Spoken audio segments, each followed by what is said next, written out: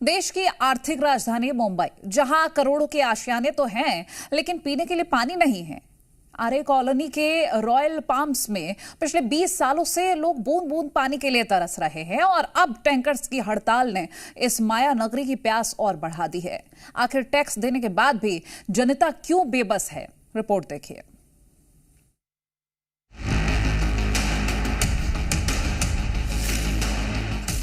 देश में मौसम के दो बेहद अजीब और डराने वाले रंग देखने को मिल रहे हैं।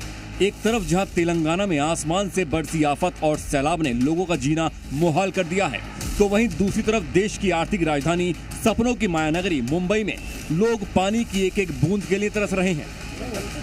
मुंबई की आरे कॉलोनी के बीचों बीच बसा रॉयल पाम्स, ऊंची ऊंची आलीशान इमारतें, हजारों परिवार और करोड़ों रुपए का रियल एस्टेट प्रोजेक्ट। लेकिन इन चमकती हुई इमारतों के पीछे एक ऐसा काला सच छिपा है जो मुंबई जैसे महानगर की पूरी व्यवस्था को शर्मसार कर रहा है। करीब 45 गगनचुंबी इमारतों वाले इस इलाके में आज तक बीएमसी की पानी की पाइपलाइन नहीं पहुंच सकी है। यहाँ रहने वाले लोग पिछले 20 सालों से, यानी पूरे 2 दशकों से सिर्फ और सिर्फ प्राइवेट पानी के टैंकरों के भरोसे अपनी जिंदगी काटने को मजबूर हैं। हर साल टैंकर की स्ट्राइक होती है, एक बेसलेस एक्सक्यूज दिया जाता है और उसकी वजह से वो 4-5 दिन 6 दिन जब तक एस्मा नहीं लगता है तब तक यही होगा। तो हमारी तो गवर्नमेंट को ये रिक्वेस्ट है कि इमीडिएट एस्मा लगाया जाए और बाय फोर्स अप्लाई किया जाए कि वो बीएमसी को जो टैंकर्स हैं उनको रोड पे लाया जाए और पानी सप्लाई किया जाए। सबको तकलीफ हो रही है। आज मेरे घर पे बिल्कुल भी वाटर सप्लाई नहीं है। अभी मैं सर्वाइव कैसे करूं? वाटर एक बेसिक नेसेसिटी होती है जिसके बिना तो सर्वाइवल ही नहीं हो सकता है। यहाँ रहने वाले लोगों ने 80 से 90 लाख रुपए खर्च करके अपने सपनों का आशियाना खरीदा था, लेकिन आज उन्हें अपने फैसले पर पछतावा हो रहा है। लोगों का सीधा आरोप है कि बीएमसी प्रॉपर्टी टैक्स की रसीद में वाटर टैक्स तो हर साल वसूलती है, लेकिन पानी की सप्लाई के नाम पर ठेंगा दिखा देती है।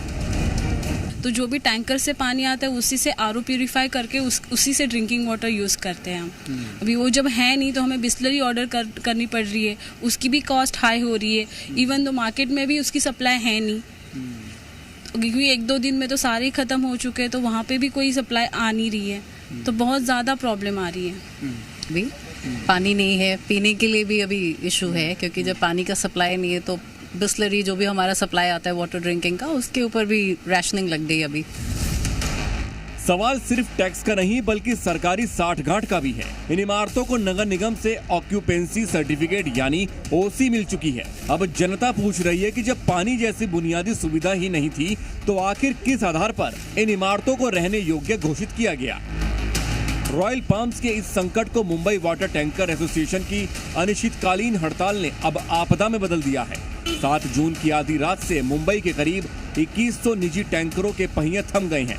केंद्र सरकार के नए नियमों और बिजली कनेक्शन काटने के नोटिस के बाद टैंकर संचालकों ने काम बंद कर दिया है।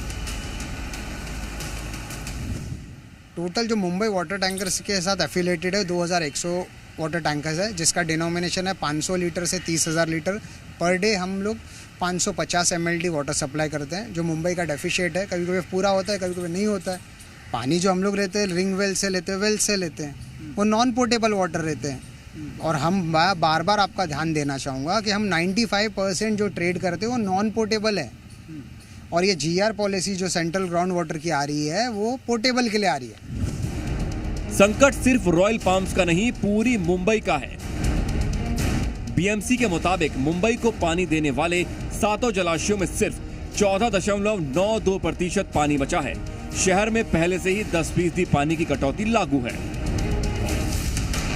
अगर ये हड़ताल लंबी खिंची तो बुलेट ट्रेन, मेट्रो प्रोजेक्ट और रेलवे की सफाई समेत पूरी मुंबई प्यासी मर जाएगी। सरकार अब आपदा प्रबंधन कानून के तहत टैंकरों को कब्जे में लेने की सोच रही है, लेकिन रॉयल पाम्स की ये तस्वीर मुंबई के अर्बन प्लानिंग पर एक बड़ा तमाचा है।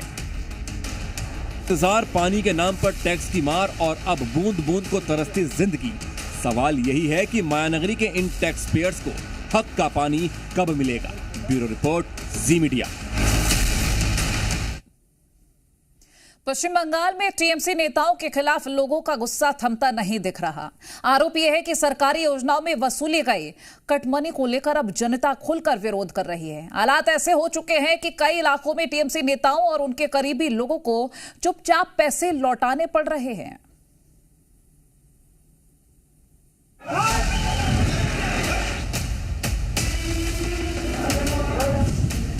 रेलवे स्टेशन पर हंगामा, छात्रों का प्रदर्शन, पुलिस पर पथराव, ट्रेन पर चढ़े प्रदर्शनकारी। ये कोई जंग का मैदान नहीं, ना ही यहां कोई हिंसक आंदोलन हो रहा है।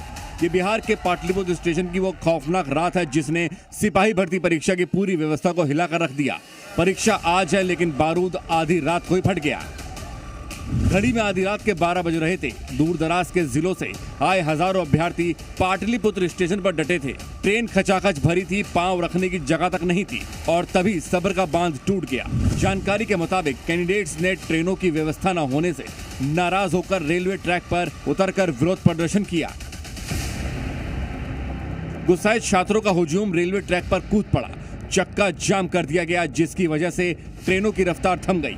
देखते देखते कुछ लड़कों का आक्रोश हिंसक हो गया। हाथों में पत्थर आ गए और एग्जाम स्पेशल ट्रेन टारगेट पर आ गई। हालात इतने बिगड़ गए कि वहां मौजूद छात्रों ने पथराव शुरू कर दिया। यही नहीं, वहां मौजूद दुकानों में तोड़फोड़ की गई। पहले तो कुछ गाड़ी को लोग रोके हुए थे, ट्रेन को मतलब चलने नहीं दे रहा था, तो प्रशासन लोग आए उनको हटाने के लिए, नहीं हटा। उसी में पूरा जो है पूरा जबरदस्त आवाज़ रोकी है, जिसका कि आप यहाँ पे सामने आप मेरा सामने दुकान के सामने आप देख सकते हैं। ये देखिए पूरा दुकान को तोड़ दिया है। अभी तक मेरे पूरे दुकान में जो है पूरा बड़ा बड़ा पत्थर अभी तक पड़ा हुआ है। किसी तरह से हम अपना जान बचा के यहाँ से निकले, नहीं तो पता नहीं मेरा भी क्या होता है, इसका कोई ठीक नहीं है।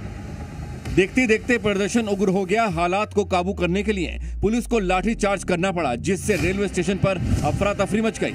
लाठियों की मार से बचने के लिए छात्र इधर उधर भागने लगे। काफी देर तक रेलवे स्टेशन पर तनाव की स्थिति बनी रही। हालांकि किसी तरीके से मामले को शांत किया गया। कुछ लोग रात में अराउंड 12 बजे के आसपास सूचना मिली थी कि कुछ लोग हंगामा कर रहे हैं और लगातार हम लोग उनसे अनुरोध किए हैं कि हंगामा ना करें। जो परीक्षार्थी परीक्षा देना चाहते हैं उनको सहयोग करें, लेकिन कुछ असामाजिक तत्वों द्वारा चेन पुलिंग बार बार कराकर विभिन्न प्रकार की मांग जो इलॉजिकल थे। जैसे स्पेशल ट्रेन का मांग हुआ था, स्पेशल ट्रेन से 2 कड़ी थी लेकिन उसमें ना जाकर के चेन पुलिंग कराया गया, और जो जाना चाहते हैं छात्र उनको भी रोका गया। इस प्रकार की जो इश्यूज आने के चलते हम लोग फिर माइल्ड फोर्स यूज करना था। अभी बिल्कुल सिचुएशन नॉर्मल है, ट्रेन सब निकल गई है। प्रशासन कह रहा है कि स्थिति सामान्य है, ट्रेनें निकल चुकी हैं और परीक्षा भी शुरू हो गई है। लेकिन सवाल बड़ा है कि परीक्षा सिपाही की है तो बंदोबस्त कमांडर जैसा क्यों नहीं? क्यों हजारों छात्रों के भविष्य की ट्रेन हर बार अव्यवस्था के ट्रैक पर आकर डीरेल हो जाती है? ब्यूरो रिपोर्ट, जी मीडिया।